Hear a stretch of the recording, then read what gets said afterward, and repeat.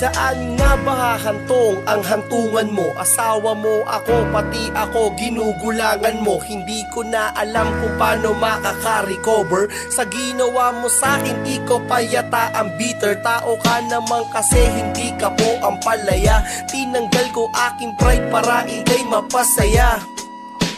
Ako'y nananaghoy, puso ko ay nabiyak. Nanlalalaki ka na nga pero wala pa rin react. Halos hindi mo na alam pati ang ating mansari. Ayaw lang kitang kasuhan sa kasong adultery. Ganyan ako magmahal, handa ako maging tanga. Pati ang bra at panty mo pag nilabhan may downy pa. Nilulutuan pa kita na may samang pagmamahal. Ayaw mo ako yayain pagsapit ng almusal. Sinunod ko utos mo at bawal pa ako malate. Halos lahat binuhos ko, hindi mo ma-appreciate. Lahat ng pangungutya mo sa akin ay puro hard. Tapos puro pasama ng loob ang aking reward. Ikaw na itong mali, ikaw pa tong nagdadrama. Mas sinusunod pa nga kita kaysa sa aking ama. Ayaw kitang masaktan ng physical o makante. Uunawain ka lagi kahit ikaw ay malandi. Estupidong-estupido na ako sa'yo, Diyos ko day. Basta gwapo ang guy, ibibigay pati puday. Ako ay nagtataka bakit sa'yo pa na in love. Hindi ka na magagamot ng mental o kahit rehab. Na-addict ba ako sa'yo? Bakit ako estupido? Siguro nag-retard na yung pumana sa ating kupido. Malabo ang kanyang mata, pasmado ang kanyang kamay. Kasi maling babae yata ang sa'kin na ibigay. Pag minamalas ka naman, wasak na po ang